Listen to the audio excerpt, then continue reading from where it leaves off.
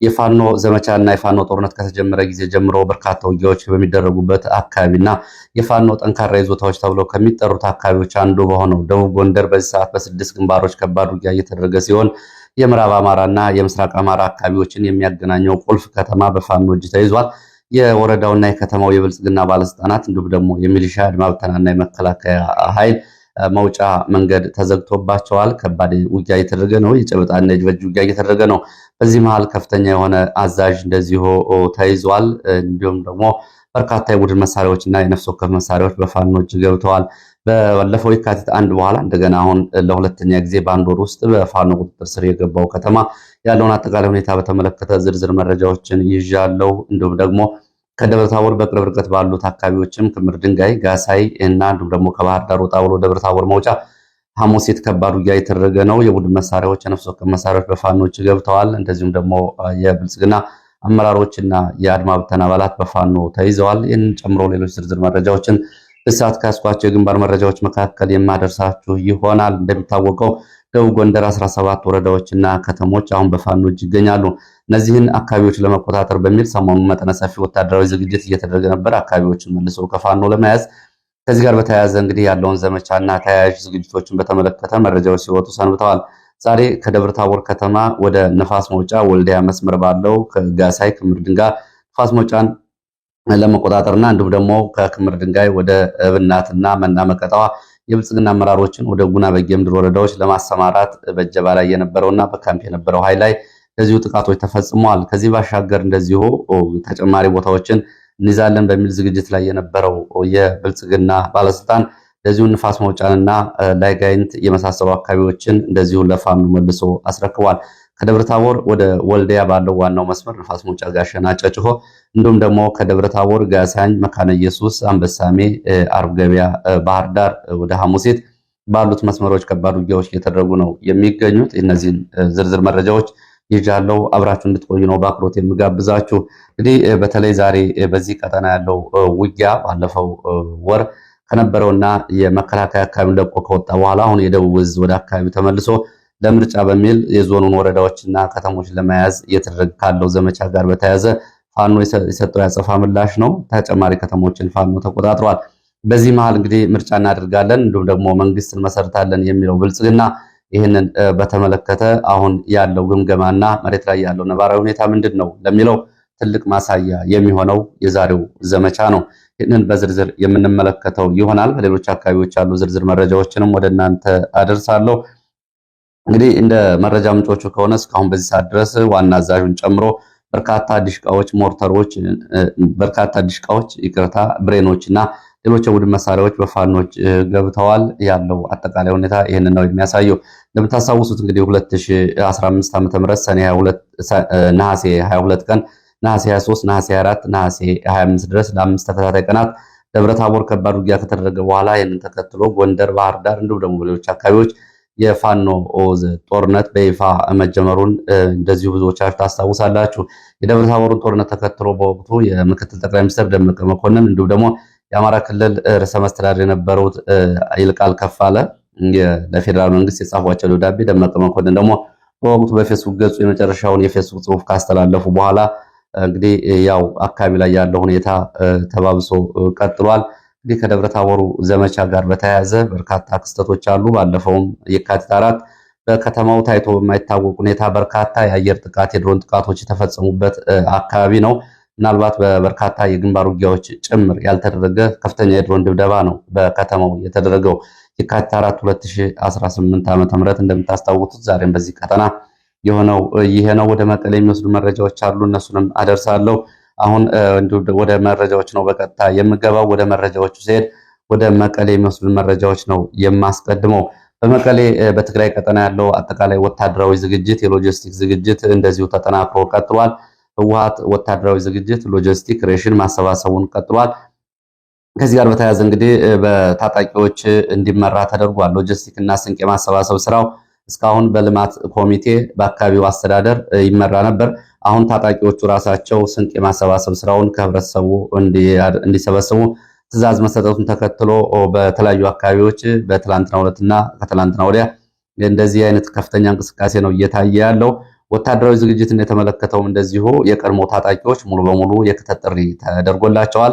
እንዲሁም ደግሞ እድሜያቸው የደረሰ ወጣቶች የክተት ጥሪ እንዲሳተፉና ቢያንስ የ21 ቀን ወታደራዊ ስልጠናና ወታደራዊ ዘመቻ እንዲያደርጉ ትዕዛዝ ተሰጥቷል። በትግራይ ያለው አጠቃላይ ሁኔታ ይህንን ነው የሚመስለው።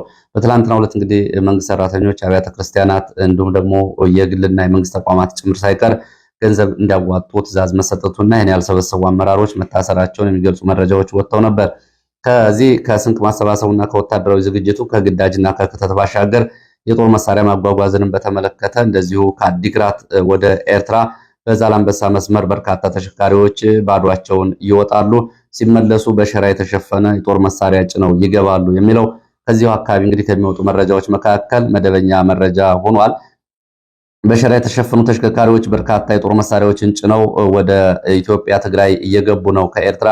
ይሄ ላለፉት 2 ወራት በቋሚነት ዕለታዊ ክስተት የሆነ ጉዳይ እንደሆነ የአካባቢው ዓይን እማኞች ይገልጻሉ። የህወሓት የተለያዩ ካምፓኒ መኪኖች የትራንስ የጉና እንዲሁም ደግሞ ሌሎች ተሽከርካሪዎች ለዚህ አገልግሎት ወደ ትግራይ ወደ ኤርትራ ተሻግረው ከኤርትራ ወደ ኢትዮጵያ ትግራይ የጦር መሳሪያ ጭነው ይመለሳሉ የሚሉት የነዋሪዎቹ ባለፈው ዋዜማን በዚህ በኩል የዓይን እማኞችን ዋቢ በማድረግ ዝርዝር ዘገባ አውጥቶ ነበረ። አሁን ከትግራይ ኤርትራ ከኤርትራ ወደ ትግራይ የጦር መሳሪያ በብዛት እየተጓጓዘ ነው። በትላንትናው ዕለት እንኳ 12 ተሽከርካሪዎች እንደዚሁ በሸራ የተሸፈነ ጭነት ጭነው ወደ ትግራይ ሲገቡ ሌሎች ደግሞ ከ20 በላይ ተሽከርካሪዎች ባዷቸውን ከአዲግራት ዛላምበሳ መስመር ሄደዋል ነው የተባለው። የዚህ ጋር በተያያዘ እንግዲህ ወታደራዊ ዝግጅቱ ይህ በእንዲህ እንዳለ የመቀሌው የስልጣን ሽኩቻ ደግሞ ምን አዳዲስ መረጃዎች አሉት የሚለውን ስንመለከት የመቀሌው የስልጣን ሽኩቻ እንግዲህ ጀነራል ታደሰ ወረደ የስልጣን ጊዜ ገደቡ ሊጠናቀቅ የተወሰኑ ቀናት ቀርተውታል። በስብሰባው የጀነራል ታደሰ ተተኪ አማኑኤል አሰፋ ሆኖ ተዘጋጅቷል ነው ያሉት የህወሓት የመረጃ ምንጮች። በካውንስል በሚል የተቋቋመ አለ። ከትግራይ ጊዜያዊ አስተዳደር ከህወሓት እና ከትግራይ ታጣቂዎች የተቋቋመ ካውንስል ወይም ደግሞ ስትራቴጂካዊ አመራር የሚባል አለ። እሱ ትግራይን እየመራ ነው። ይሄ አመራር ሁሉንም አጠቃላይ መደበኛ ተግባራት፣ ወታደራዊ፣ ኢኮኖሚያዊ፣ የደህንነትና ተዛማጅ ጉዳዮችን በካውንስሉ ሰብሳቢ አማካኝነት ይመራል። ስትራቴጂክ አመራሩ ጀነራል ታደሰ ወረደን ይተካል የተባለው አማኑኤል አሰፋ ግን የስሙላ ስልጣን ይኖረዋል እንጂ ሌላ ምንም አይነት ውሳኔዎችን አያሳልፍም ነው የተባለው። እንደ መረጃ ምንጮቹ ከሆነ እንግዲህ ይሄ ግንብ ጠባቂ ወይም ደግሞ ቢሮ ጠባቂ የሚባል አይነት ስልጣን ያለው አማኑኤል አሰፋ ስልጣኑን ለመቀበል ከአዲስ አበባ ከፌዴራል መንግስት ጋር እንደዚሁ ስለመነጋገሩና በአዲስ አበባ በሚገኙ ባለሀብቶች በኩል እና አብይ አህመድ ጋር እንደዚሁ ሽምግልና መላኩን ነው ወደ ምልጃ መላኩን ነው መረጃዎች የሚገልጹት። የፌዴራል መንግስቱ ወይም ደግሞ የፌዴሬሽን ምክር ቤት አሁን በትግራይ ጊዜያዊ አስተዳደሩን በተመለከተ 6 ወራት የማራዘም ስልጣን እንዳለው ነው የህግ ባለሙያዎች እየተናገሩ ያሉት። አሁን አማኑኤል አሰፋን እንደዚሁ ከፊት አስቀምጦ ከጀርባ በደብረ ጽዮን የሚመራው ስትራቴጂክ አመራር የሚባለው አጠቃላይ ለሚያደርገው የዘመቻ መክት ወታደራዊ ዝግጅት የሚሆነው ነገር አብሮ ወደፊት የሚታይ ነው የሚሆነው። የዘመቻ መክት ወታደራዊ ዘመቻና ሎጂስቲክ ማሰባሰብን በተመለከተ ከዚህ ጋር በተያያዘ እንደዚሁ በአዲስ አበባ ጭምር ይሄ የዘመቻ መክት ወታደራዊ ክንፍና እንዲሁም ደግሞ ስንቅ የማሰባሰብ ስራዎች ኮሚቴ መቋቋሙን የሚገልጹ መረጃዎች አሉ። ከዚህ ጋር በተያያዘ በራያ ቀጠና ቁጥራቸው ያልታወቁ የህወሓት ታጣቂዎች ከግዳጅ ቀጠናቸው ለቀው ወጥተዋል። ሌሊቱን ተብሏል ጠፍተዋል። በቤተ ክርስቲያናት እንዲሁም ደግሞ ሌሎች ተቋማት ለህወሓት መክት ዘመቻ ላለው ጦርነት ድጋፍ እንዲያደርጉ እና በአንበሳ ባንክ በተሰጣቸው ቁጥር ገንዘብ እንዲያስገቡ ትዕዛዝ ተሰጥቷል። ከ100 ሺህ ብር እስከ 500 ሺህ ብር አብያተ ክርስቲያናት ሁሉም እንዲያስገቡ ነው የታዘዘው። ፈቃደኛ ያልሆኑ የራያ ባላ፣ የራያ ጨርጨር፣ የራያ መሆኒ 6 ካህናትና 9 አመራሮች ዛሬ በቁጥጥር ስር ውለው ታስረዋል። ህወሓት ትግራይ ላሉ ሰራተኞች እንደዚሁ ባለማጣ ለሚገኙ ማለት ነው በትግራይ በኩል ለተቀጠሩ ከየት አምጥቶ እንደሆነ አልታወቀም ደሞዝ ከፍሏል። እንግዲህ በትግራይ ከየካቲት ወር ጀምሮ ደሞዝ አልተከፈለም የሚል መረጃ ነበር የወጣው። አሁን ባለማጣ ለሚገኙ በትግራይ ክልል በኩል ለተቀጠሩ ሰራተኞች ደሞዝ ከፍሏል የካቲት ወርን። በአማራ ክልል ለተቀጠሩት ግን ወደ ቆቦ እንዲባረሩና እንዲፈናቀሉ አድርጓል። ራያ 6 ወረዳዎች እንግዲህ ከ100 ሺህ ህዝብ በላይ መፈናቀሉን ዶቼ ቬለ ከሳምንት በፊት ዘገባ ይዞ መውጣቱ ይታወቃል። ከገንዘብ ከሚሰበስቡባቸው እንደዚሁ መንገዶች መካከል የውሃና የመብራት ታሪፍ ይገኝበታል። የውሃ ታሪፍ ላይ 1 ሜትር ኪዩብ ውሃ 5 ብር እየተሸጠ ባለበት ተመን ላይ እነሱ ወደ 80 ብር እንዲያድግ አድርገዋል። ከአንድ ሜትር ኩብ ውሃ ላይ ውሃ ከሚከፍሉ ሰዎች ከውሃ ቆጣሪ ላይ እስከ 75 ብር በአንድ ሜትር ኩብ ጭማሪ አድርገው ይህን ገንዘብ እየሰበሰቡ ነው። እንግዲህ 5 ብሩ ለውሃና ፍሳሽ ይከፈላል። 75 ብሩ ደግሞ ለህወሓት ታጣቂዎች እንዲውል አድርገው እየሰበሰቡ ነው የሚገኙት። እንግዲህ በአጠቃላይ ያለው ውጥረት ይህንን ይመስላል። ወደ ወልዲያ ዙሪያ የሚወስደን መረጃ ላስከትል። ከራያ ወደ ወልዲያ ዙሪያ በጉባ ላፍቶ፣ ሳንቃ፣ ሲሪንቃ፣ መርጦ፣ መርሳ፣ አምባሰል ዛሬ ማለዳ የአየር ቅኝት እየተደረገ እንደሆነ የወጡ መረጃዎች ያሳያሉ። በሶስት ወረዳዎች ማለትም ወልዲያን ከተማውን እና ዙሪያውን ጨምሮ ጉባ ላፍቶ ማለት ነው። በጉባ ላፍቶ፣ በሀብሩና በአምባሰል የተለያዩ አካባቢዎች ከወልዲያ ጀምሮ ተከታታይ የድሮን አሰሳዎች ዛሬ ከማለዳ ጀምረው እየተደረጉ እንደነበር የወጡ መረጃዎች ይገልጻሉ። ፋኖ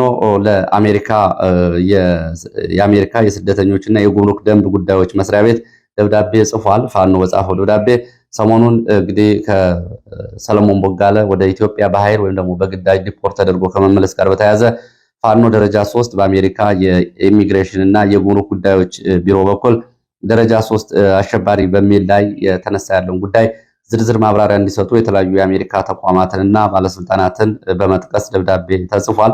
ደብዳቤው እንግዲህ በተለይ ፋኖ በታሪክ ውስጥ በኢትዮጵያና በአማራ ውስጥ ያለውን የከበረ የአርበኝነት ስም ጭምር በማብራራት በዚህ ጉዳይ ላይ ለብዙ ሰዎች የተፈጠረውን ግርታ ግልጽ ማብራሪያ እንዲሰጡ ተቋማቱን ጠይቋል። ከተቋማቱ እስካሁን ድረስ የተሰጠው ምላሽ እየተጠበቀ ነው። ምላሽ የለም።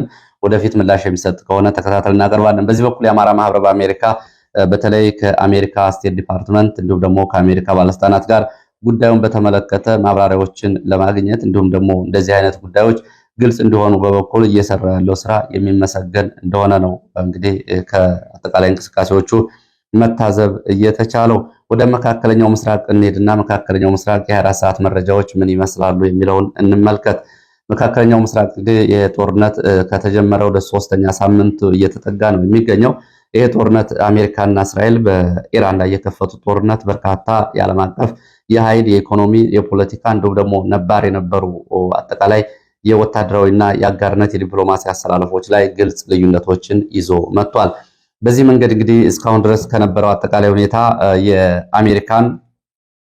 አሜሪካና ሌላው ዓለም ላይ የኃይልና የፖለቲካ ላይ የተለያየ አቋም እንዲወሰዱ አድርጓል። ይህ ምናልባት ለአሜሪካ የፖለቲካ ገምጋሚዎች አስደንጋጭ ሳይሆን አይቀርም። እንግዲህ አሁን አሜሪካ ካሁን በፊት ታደርጋቸው በነበሩ እንቅስቃሴዎች አሜሪካን መከተል እንዲሁም አሜሪካ የጠላቸውን መጥላት፣ አሜሪካ የምትወስደውን አቋም መውሰድ የብዙዎቹ የአሜሪካ አጋር የሚባሉ ሀገራት ተግባር ነበር ከቀዝቃዛው የዓለም ጦርነት በኋላ። አሁን ግን እየታየ ያለው ከዚህ የተለየ ነው። አሜሪካ ከራሷ ባለስልጣናቶች ጭምር ሳይቀር ከኔቶ በበጀት የምትደግፈው ትልቁ ኔቶ ከሱን ጨምሮ ከበርካታ ሀገራት ጋር መቃቃር ውስጥ ገብታለች። የአሜሪካ ባለስልጣናት ጭምር ጦርነቱ የኛ አይደለም፣ ዓላማው ግልጽ አይደለም በሚል ስልጣን ለቀዋል። ከነዚህ መካከል በአሜሪካ ቁልፍ ቦታዎች ከሚባሉት መካከል የማዕከላዊ ጸረ ሽብር ኃላፊ ከኃላፊነታቸው ለቀዋል። ለዶናልድ ትራምፕ ባስገቡት መልቀቂያ ኢራን ቀጥታ ለአሜሪካ ስጋት አልነበረችም፣ ልትሆንም አትችልም። አሜሪካ ወደዚህ ጦርነት የሚያስገባት ጉዳይ በቂ አይደለም። በእስራኤል መካሪዎች አሜሪካ ተታላ ነው ወደ ጦርነቱ የገባችው፣ ስለዚህ ስልጣኔን እለቃለሁ፣ ይሄ ጦርነት እኛን አይመለከትም ብለዋል። ይህንን ያሉት ጆ ኬንት የተባሉ የማዕከላዊ ጸረ ሽብር ኃላፊ ናቸው። ካሁን በፊት በኢራቅ ጦርነትም በመካከለኛው ምስራቅ ጦርነትም በአሜሪካ ጦር ውስጥ 3 ትልልቅ ዘመቻዎችን የመሩና የተሳተፉ ሰው ናቸው ጆን ኬንት። እንግዲህ ይህንም ጭምር ከአሜሪካ ባለስልጣናት እየመጣ ነው። እንደ እንግሊዝ አይነቶቹ የምዕራብ አውሮፓ ሀገራት የአሜሪካ ወዳጅ የሚባሉት በዚህ ጦርነት ላይ የራሳቸውን አቋም ወስደዋል። ኢራን ደግሞ ይህ ጦርነት ከአሜሪካና እስራኤል ከሚያደርጉት የሚሳኤል ድብደባ ባሻገር ጦርነቱን ስልታዊ በሆነ መንገድ ይዘዋለች ነው የተባለው። እንዲሁም ደግሞ የሚዲያና የፖለቲካ ተንታኞች ደግሞ ኢራን በአሜሪካና በእስራኤል ዋና ዋና መሪዎቿ ተገድለውባት ለምን አልተበተነችም፣ ለምን መንግስቱ አልፈራረሰም የሚለውን በተመለከተ የኢራን የህዝብና እንዲሁም ደግሞ የፖለቲካ የጸጥታ አወቃቀር በተለይ በጥንት የፋርስ የስልጣኔ ባለቤቶች ነን የሚለው የስነልቦና ውቅር ለኢራን ህዝብ አንድነት ከፍተኛ አስተዋጽኦ እንዳለው እየጻፉ ነው፣ እየተነተኑ ነው የሚገኙት። ከዚህ ጋር በተያያዘ እንግዲህ አሜሪካና እስራኤል ግምት ውስጥ ያላስገቡት ዘመቻ ነው እያደረጉ ያሉት የሚለውን ትንታኔ ለማሳየት ሞክረዋል። የኢራን መሪዎች፣ ወታደራዊ አዛዦች፣ የደህንነት ሰዎች ሲገደሉ የኢራን መንግስት ይፈራርሳል፣ ህዝቡም እንደዚሁ ችግር ላይ ይወድቃል ተብሎ ነበር። ሆኖም ግን ኢራኖች አሁንም አዳዲስ መሪዎችን እየተኩ ቀጥለዋል። ለአሜሪካ የጦርነት ምን ያስገኛል የሚለው ጉዳይ በእርግጥ ባይሆንም ለእስራኤል ግን ከፍተኛ ጥቅም የሚያስገኝ ጦርነት እንደሆነም ተንታኞቹ በተናጠል ለማሳየት ሞክረዋል። እንግዲህ ዶናልድ ትራምፕ የማንንም ድጋፍ አንፈልግም ብለዋል። የሆርሙዝ ሰርጥን ለማስከፈት የማንንም ድጋፍ አንፈልግም፣ አሜሪካ ሀያል ነች፣ የሆርሙዝ ሰርጥን ለማስለቀቅ የእናንተን ድጋፍ አልሻም ብለዋል። እንግዲህ በሀገራችን አንድ አባባል አለ፣ ያጣ ለማኝ ምን ብሎ ይሄዳል የሚባል አባባል አለ። 6 ሀገራትን በስም በመጥራት ወደ ሆርሙዝ ሰርጥ እንደዚሁም የባህር መርከቦቻቸውን እንዲያሰማሩ ዶናልድ ትራምፕ ጥሪ አድርገዋል። ቻይናን ጨምሮ ማለት ነው። እነዚህ ሀገራት ምላሻቸው ሌላ ሆኗል። ዲፕሎማሲና ድርድር የሚል ነው። እነ ቻይና እንደውም የኛ መርከቦች አልተከለከሉም እያሉ ነው የሚገኙት። አሁን ትራምፕ እነ እንግሊዝን ወዳጆቹን ጨምሮ እናንተ አታስፈልጉንም፣ አሜሪካ ታላቅ ናት፣ የታላቅ ሀገር መሪ ስለሆንኩኝ ጉዳዩን እወጣዋለሁ እያለ ነው የሚገኘው። ያው ብስጭት ይመስላል። ኢራን እየበቀል ያለቻቸውን ጥቃቶች በእስራኤል ላይ ሌሊቱን ፈጽማለች። በርካታ ሚሳይሎችን አስወንጭፋለች። ከ100 በላይ ኢላማዎችን ያነጣጠሩ ድብደባዎች መፈጸሟን ገልጻለች። ሆኖም የእስራኤል አየር ኃይል አብዛኞቹን እነዚህን ማክሸፉን ነው መረጃዎቹ የገለጹት። ኢራን በተለይ ይህንን የበቀል ዘመቻ ያደረገችው ለተገደሉባት ቁልፍ ባለስልጣናትና የደህንነት ካውንስል መሪ አሊ ላርጃኒ ነው። ላርጃኒ ትናንትና እንግዲህ በእስራኤል አየር ኃይል ተገድለዋል። ቁልፍ የሚባሉ የኢራን ሰዎች መካከል አንዱ ናቸው። ኢራን እንግዲህ በዚህ ዘመቻ የኒውክሌር ማዕከሏ በሚሳይል ቢመታም የደረሰ ጉዳትና ፍንዳታ አለመኖሩን መረጃዎች ገልጸዋል። ሆርሙዝ ወሽመጥ የኢራን ቁልፍ የሚሳይል ማዕከል የሆነው እንደዚሁ ሌሊቱን በአሜሪካ አየር ኃይል ሲደበደብ አድሯል። እንዲሁም ደግሞ እስራኤል ዘመቻ ሂዝቦላህ በሚል በሊባኖስ ላይ እግረኛ መካናይዝድ አየር ኃይልና የኮማንዶ ኦፕሬሽን እያደረገች ነው የምትገኘው። ይሄ ከፍተኛ ውስብስብ ቀውስ ፈጥሯል በሊባኖስ ላይ። እስራኤል የአሊ ላራጅን ግድያ በቀል ትበቀላለች፣ ትጸጸትበታለች፣ እንዲሁም ደግሞ እስራኤል እንደዚሁ ዋጋ ትከፍላለች ብለዋል ኢራኖች። በግድያው የአሜሪካ ኤምባሲ በባግዳድ የሚገኘው የአሜሪካ ኤምባሲ ዛሬ ሌሊቱ እንደገና ተደብድቧል። የኢራን አብዮታዊ ዘብ መሪዎች ደግሞ እንበቀላለን እስራኤልን ብለዋል። ኢራን መሪዎቿ በመገደላቸው እስካሁን ድረስ ተተኪዎችን እያደረገች ጦርነቱን ቀጥላለች። ጦርነቱንም ቀላል ለማድረግ እንደዚሁ በመካከለኛው ምስራቅ የነዳጅና የኃይል ማዕከላት ላይ ያነጣጠሩ ዘመቻዎችን እያደረገች ትገኛለች። ወደ መረጃዎቹ እንቀጥላለን። እስራኤል በዛሬ ሌሊቱን በኢራን 200 በሚጠጉ ቦታዎች ላይ የኢላማ በማድረግ የአየር ድብደባ ማድረጓና የሚሳኤል ጥቃቶች መፈጸሟን እንደዚሁ ከወጡ መረጃዎች መካከል ይገኙበታል። እስራኤል 200 የሚሆኑ የኢራን የሚሳኤል ማከማቻዎችን፣ የጥይት ማምረቻዎችን፣ የጦር መሳሪያ ማዕከላትን፣ የደህንነት ማዘዣዎችና ወታደራዊ ሰፈሮችን ደብድባለች። በተለይ በምዕራብ እና መካከለኛው የኢራን ቀጠናዎች። በተመሳሳይ እንደዚሁ የዚህ ከእስራኤል ዘመቻ ጋር በተያያዘ የቴህራን ሰማይ እንደዚሁ በሚሳኤል ድምፅ እንደዚሁ ሲታረስ ነው ያመሸው ብሏል በዘገባው ሮይተርስ። ለዚህም በተለይ በሰሜን ቴህራን ሳድባ ተብሎ የሚጠራው ቤተመንግስት እንዲሁም ደግሞ የደህንነት መስሪያ ቤቱ፣ የባሳጅ ጦር ሰፈር ዋና ማዘዣዎች፣ የአብዮታዊ ዘብ ለዚሁ ቁልፍ ወታደራዊ ቦታዎች ተደብድበዋል ዛሬ ሌሊቱን ተብሏል። ከዚህ ጋር በተያያዘ እንግዲህ ያሉ መረጃዎችን እንደዚሁ ተጨማሪ መረጃዎችን ይዤ እመጣለሁ። ወደ ግንባር መረጃዎች ስመለስ በቀጥታ ወደ ደቡብ ጎንደር ንፋስ መውጫ ከተማ የሚወስደን መረጃ ነው የማስከትለው። እንግዲህ አሁን ባለው ሁኔታ ነው። አሁን ይህ መረጃ ወደ እናንተ እየደረሰ ባለበት ሰዓትም የእጅ በእጅና የጨበጣ ውጊያዎች ቀጥለዋል። ያሉ መረጃዎችን ግን በዚህ ሰዓት ወደ እናንተ ላድርስ። ንፋስ መውጫ እንግዲህ በተለይ በአማራ ክልል ስትራቴጂክ ከሚባሉ ከተሞች መካከል አንዷ ነች። ምዕራብ አማራና ምስራቅ አማራን ማለት ጎንደርና ጎጃም እንዲሁም ደግሞ ወሎና ሸዋን የሚያገናኘው በወረታ ደብረታቦር ወደ ጅቡቲ የሚወስደው የወልዲያው ጋሸና መንገድ የሚገኝበት ከተማ ነው። እንግዲህ በዚህ በጨጭሆ ሰርጥ በኩል ወደ ጋሸና የሚያልፈው መንገድ ዛሬ በውጊያው ምክንያት ንፋስ መውጫ ላይ ተዘግቷል። እንግዲህ በአንድ ወር ውስጥ ለሁለተኛ ጊዜ ነው ዛሬ በፋኖ ቁጥጥር ስር የገባው ከተማው። ንፋስ መውጫ ከተማ በዚህ ሰዓት እንግዲህ በአራት አቅጣጫዎች የገባ ፋኖ ከተማዋን ሙሉ በሙሉ ተቆጣጥሯል። በርካታ ካምፖች፣ በተለይ ዋና ዋና 4 ካምፖች፣ ወታደራዊ ሎጂስቲኮች በፋኖች ገብተዋል። ድሮን በአካባቢው አሁን እያንዣበበ ነው የሚገኘው። የማረሚያ ቤት ኃላፊ ዋና አዛዥ በፋኖ ተይዘዋል። ቁጥራቸው ያልታወቁ በርካታ የአድማ ብተና አባላት ለፋኖ እጅ ሰጥተዋል። እንዲሁም ደግሞ አስቻ ሚካኤል፣ ኡራኤል፣ ገበያ አስተዳደር፣ ኮሌጅ፣ ቻይና ካምፕ እና እንዲሁም ደግሞ የትምህርት ቤቶች አካባቢ የነበረ ሚሊሻ፣ መከላከያ፣ አድማ ብተና የወረዳውን አመራር ይዞ ከከተማው ወጥቶ እንደዚሁ ራሱን እየተከላከለ የጨበጣ ውጊያ ጋር እንደዚሁ እየታገለ እየሸሸ ነው የሚገኘው። የከተማዋ 3ቱ መውጫዎች ተይዘዋል። ከደብረ ታቦር በመውጫ የታች ጋይንት አርብ ገበያ መውጫ ከመቄት ወደ ጨጮሆ መውጫ በፋኖ ተይዘዋል። ፊታውራሪ ገብርዬ ክፍለ ጦር፣ የአንበሳው ጋይንት ክፍለ ጦር፣ የአጠቃላይ ጠቅላይ ግዛት ከፍ ያለው ደሴ 200ኛ ኮር ክፍለ ጦሮች ከአካባቢው እንዲሁም ደግሞ ከሰሜን ወሎ ደግሞ በጨጮሆ በኩል ከወሎ የመጡ ፋኖች መንገድ በመዝጋታቸው ይሄ ዘመቻ ለብልጽግና ባለስልጣናት ከባድ ሆኖባቸዋል። ባለፈው ወደ መቄት ነበር አምልጠው የሄዱት። አሁን የመለቄት መንገድ ሙሉ በሙሉ ተዘግቷል። ባለፈው የካቲት አንድ በነበረው ዘመቻ የብልጽግና ባለስልጣናት ያመለጡበት የጨጮሆ መቄት መውጫ ዛሬ ተዘግቷል። አመራሮቹ ወደ ወሎ መቄት ለመውጣት ቢያሰቡም አልተቻለም። ሚሊሻ፣ መከላከያ፣ አድማ ብተና የከባድ መሳሪያ የታገዘ ውጊያ እያደረገ እነሱን ለማስወጣት እየሞከረ ነው። ድሮኑም እንደዚሁ ዝቅ ብሎ እያንዣበበ ሽፋን እየሰጠ ነው የሚገኘው። እስካሁን ጥቃት አልፈጸመም። ምናልባት ተለዋጭ መረጃ ይኖራል። ፋኖ ቀድሞ መውጫዎችን መያዙን ተከትሎ የብልጽግና ባለስልጣናት ከበባ ውስጥ ገብተዋል። የባለስልጣናት እና መከላከያ አጠቃላይ ክታክታ፣ አምባ ማርያም፣ ቃጭል፣ ድንጋይ ተብሎ የሚጠሩ አካባቢዎች ከበባና ከባድ ውጊያ እያደረገ ነው የሚገኘው። በውጊያው እስካሁን ድረስ የደረሰው ጉዳት አልታወቀም። ዲሽቃዎች፣ ብሬኖች ቁጥሩ ያልታወቀ የነፍስ ወከፍ መሳሪያዎች በፋኖ እጅ ገብተዋል። ምስራቅ አማራና ምዕራብ አማራ ዛሬ አጠቃላይ የትራንስፖርት ግንኙነቱ ተቋርጧል። በዚህ በውጊያው የአየር ኃይል ሽፋን እየሰጠ እንደሆነ ተገልጿል። የደረሰው ጉዳት በዝርዝር አልታወቀም። ከዚህ ጋር በተያያዘ እንደዚሁ ከንፋስ መውጫ በቅርብ ርቀት ከምትገኘው እና ከደብረ ታቦር አቅራቢያ ክምር ድንጋይ ከተማም እንደዚሁ ከማለዳ ጀምሮ ከባድ ውጊያ እየተደረገ ነው። ክምር ድንጋይና ጋሳይ በተከታታይ የሚገኙ ከተሞች ናቸው።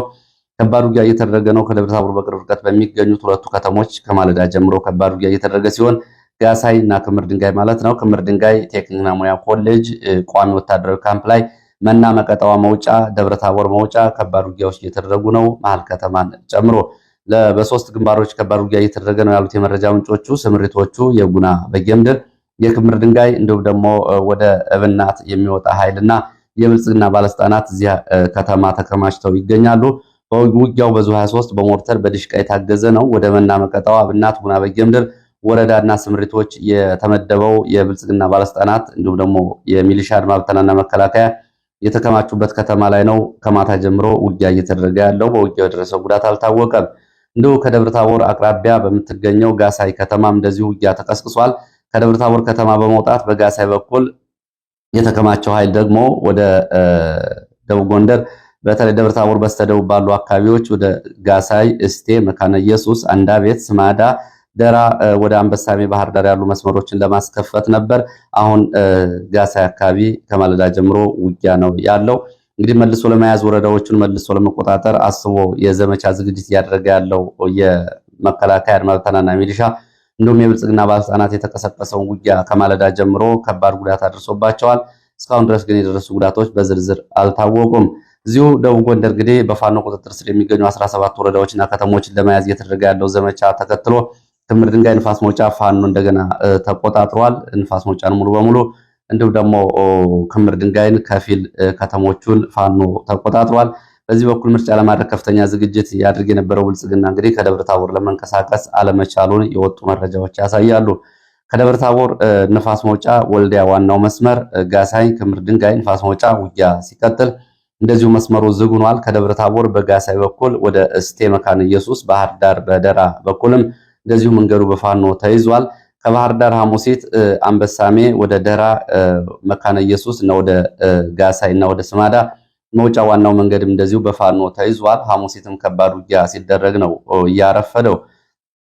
ከዚህ ጋር በተያያዘ ሐሙሲት ከባህር ዳር በቅርብ ርቀት በምትገኘው ደራ ማለት ነው እዚሁ ደቡብ ጎንደር በምትገኘው ሐሙሲት ከተማ አቅራቢያ ከባድ ውጊያ ተደርጓል። በካምፕ ላይ ሌሊት በተፈጸመ ጥቃት ከፍተኛ ወታደራዊ፣ ቁሳዊ፣ ሰብአዊ ኪሳራ ደርሷል ነው ያሉት።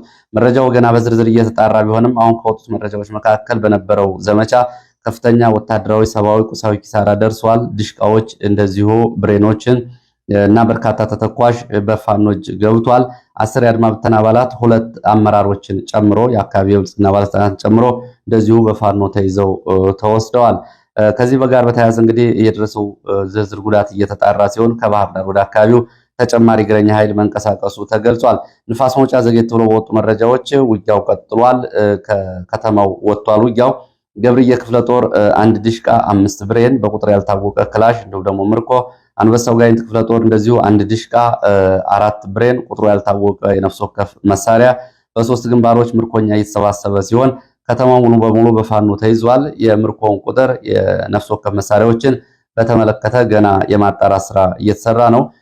በአንድ ወር ብቻ በዚህ ቀጠና በተደረገው ውጊያ 8 በላይ ድሽቃዎች ከ40 በላይ ብሬኖች በፋኖች ገብተዋል። እንግዲህ አካባቢ በፋኖ መያዙን ተከትሎ ፋኖም ከባለፈው የካቲት 1 ጀምሮ ባደረገው ዘመቻ በርካታ የሰው ኃይል ሎጂስቲክ እና እንዲሁም ደግሞ ለወደፊት ዘመቻ የሚያገለግሉትን አጠቃላይ ወታደራዊ ትጥቅና ስንቅ በብዛት ስለማግኘቱ ተገልጿል። ይህንን ተከትሎ ከፋኖ ጋር አንዋጋም የሚል ግምገማም እንደዚሁ ትላንትና መነሳቱን መረጃዎች ጠቁመዋል። ለዚህ ሰዓት ከተለያዩ አካባቢዎች ማሰባሰብ ያስኳቸው መረጃዎች እነዚህን ይመስላሉ። ስለተከታተላችሁ በእጅጉ አመሰግናለሁ። በሌላ ተመሳሳይ መርሃ ግብር እስከምንገናኝ ድረስ